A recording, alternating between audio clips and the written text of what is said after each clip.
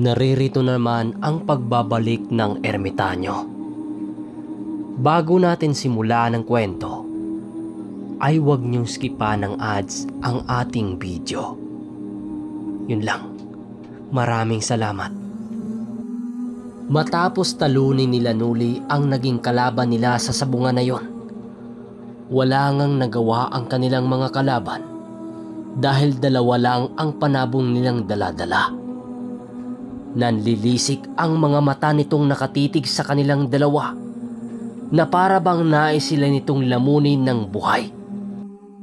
Hanga ako sa kakayahan mo, bata. Ikaw pa lang ang kauna-unahang nakagawa ng mga bagay na yan dito sa lugar namin. Pero huwag kang pakakampante. Makakarating ito sa aming pinuno.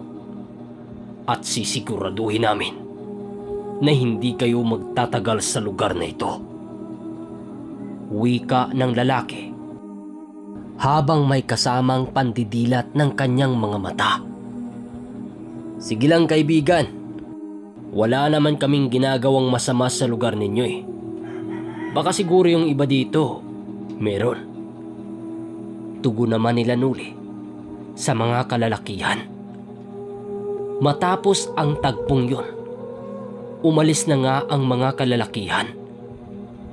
Pagbalik nila sa pinag-iinuman ng kanilang grupo, agad naman nilang isiniwalat ang kanilang mga naranasan habang wala sila sa lugar. Ayon kay Manong Duming, kinakailangan nilang magpaabot ng gabi sa lugar upang masimula nila ang kanilang misyon. Ang naging bihag nila sa sabungan, ang kanilang ginawang hapunan, kaya naman hindi na nila nabawasan pa ang kanilang baon na daladalang pagkain. Pagsapit ng takip silim, pasimple na nga silang pumasok sa baryo sa pamamagitan ng pagtahak ng entradang daan ito. Doon sila dumaan para hindi mas kaduda-duda sa mga nakakita sa kanila kung tatahakin nila ang masukal na parte papasok ng baryo. Pagpasok nila sa looban, agad naman nilang nasipat ang iilang mga kalalakihan na para bang yun ang tagabantay sa lugar. Hindi naman ito gaanong pinapansin nila Nuli dahil hindi ang mga lalaking yun ang kanilang pakay. Pagdating nila sa harapan nito, bigla naman nilang napansin ang isang lalaking tumayo at mabilisang lumapit sa kanilang kinaroroonan. Mga manong, ano ho ang pakay ninyo? Tanong nito sa kanila. Dahil sa sinabi nito, bigla namang napatitig sila Manong Duming sa bawat isa, habang patuloy na pinag-iisipan ang kanilang isasagot. Wala naman ho, Manong. Naglalakad-lakad lang ho kami. Bakit ho? Bawal ho bang dumaan dito sa baryo ninyo? Kalmadong sagot naman ni Mang Carpio. Nang marinig ito ng lalaki, ngumiti lang naman ito habang sumasagot ng, hindi naman ho, nagtatanong lang. Bilin kasi sa amin ni Ismael, kausapin ang mga taong nagagawi dito sa baryo para na rin matulungan kayo sa inyong mga pakay. Ganun ho ba? Siguro maraming salamat sa tulong nyo pero hindi ho namin yan kailangan. Alam ho namin ang aming pupuntahan. Sagot naman dito ni Mang Carpio. Matapos nilang makapagsalita, agad naman nilang ipinagpatuloy ang kanilang naantalang paglalakad upang layuan ang mga gwardya ni Ismael. Magaman nakatalikod na sila sa mga ito, hindi pa rin nawawala sa kanila ang mga pagdududa at pagbabantay na para bang isang aso. Nang hindi na maatim nila Nuli ang mga ganong karamdaman, pasimple niyang hinarap ang mga lalaking yun at kasabay nito ang bungad sa kanyang mga mata sa mga ginawa nitong pangungutya sa kanilang pangkat. Nasipat nila ang isa sa mga ito. Inaambahan sila na hatawi ng kahoy sa ulo na siya namang kusa nitong binitawan. Dahil sa mga nangyayari, pinilit pa rin nilang maging kalmado upang hindi mabulilyaso ang kanilang mga plano. Mga Ginoo, mukhang hindi naman yata tama ang mga ginagawa ninyo. Mga dayo ho kami, kaya dapat bigyan nyo kami ng kaunting respeto. Hindi naman namin kayo ginagalaw eh. Kaya bakit naman ginagawa ninyo yan sa amin? Kalmadong tanong ni Nuli. Nang marinig naman ito ng mga nagbabantay, takip balikat lang naman ang ginawa sa mga ito sa kanilang mga narinig. Nang mapagtanto nila Nuli na hindi nila makausap ang mga lalaki ng maayos, pinili niyang palagpasin na lamang ang kanyang mga nakita.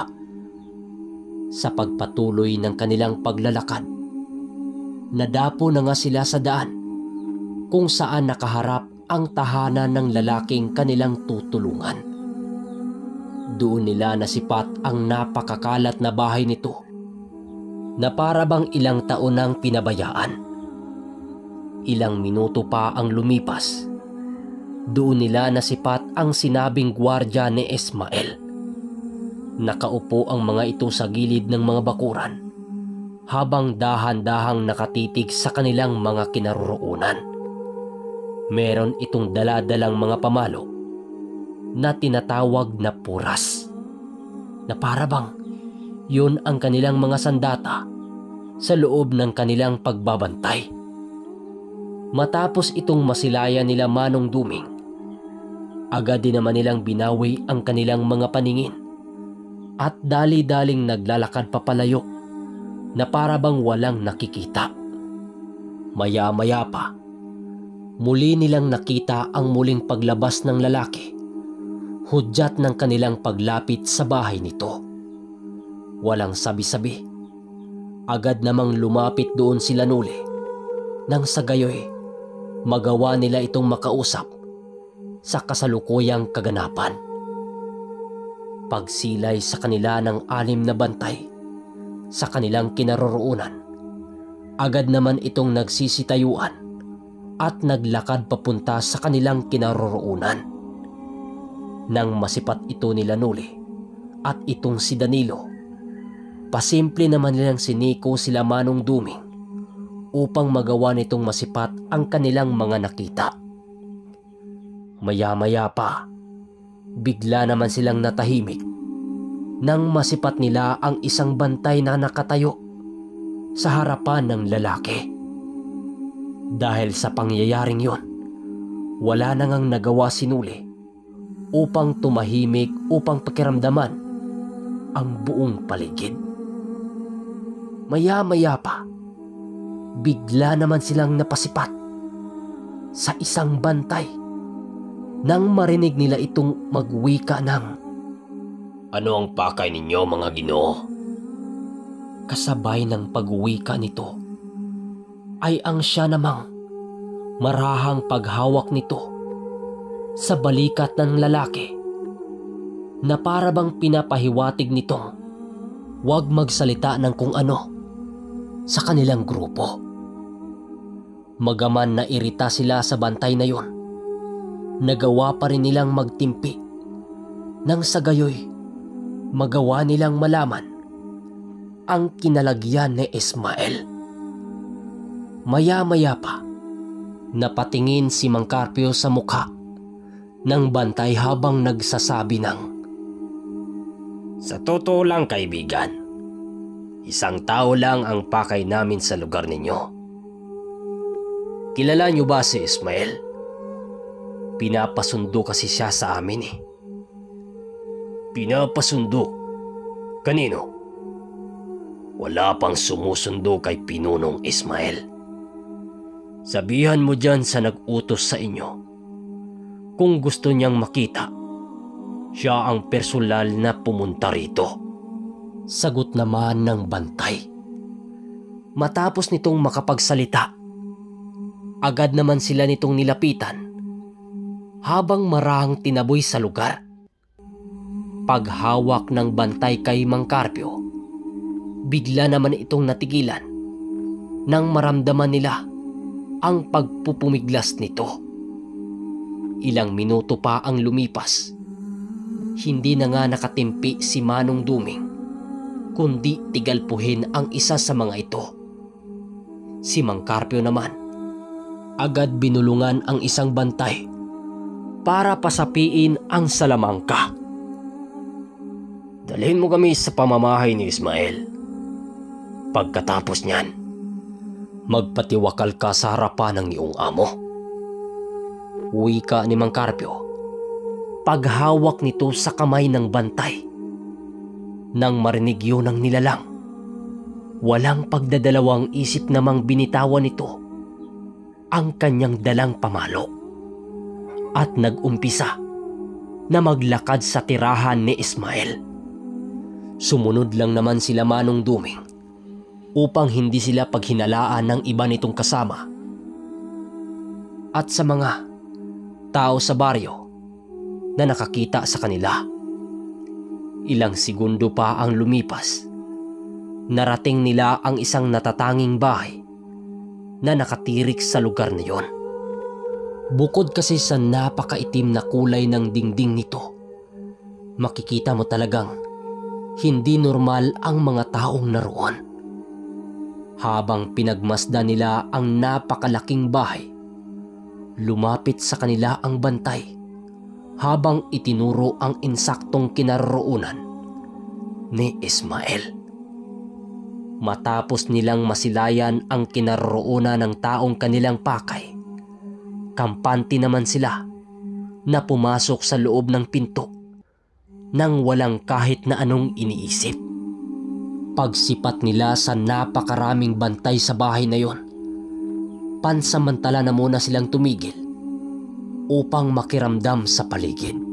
Nang masipat nila Mang Carpio ang ilang mga bantay sa paligid, agad naman itong bumulong sa nilalang na kanilang sinamahan.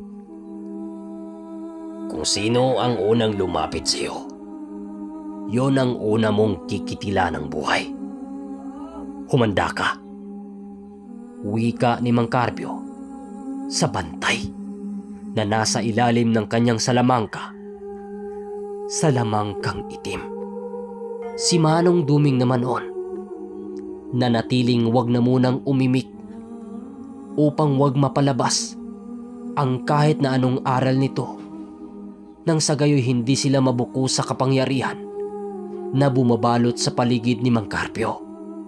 Nang marinig ng nilalang ang kanyang sinabi, agad naman itong tumayo habang pasimpleng kinuha sa kanyang bewang ang nakasukbit nitong kutsilyo.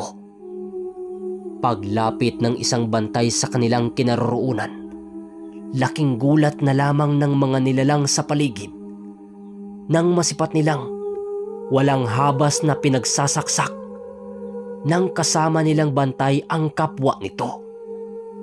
Dahil sa pangyayaring yun, napilitan itong pagtulungan ang nasa ilalim na salamangka ni Mang Carpio, hanggang sa dumating ang puntong na ibagsak nila ito sa lupa.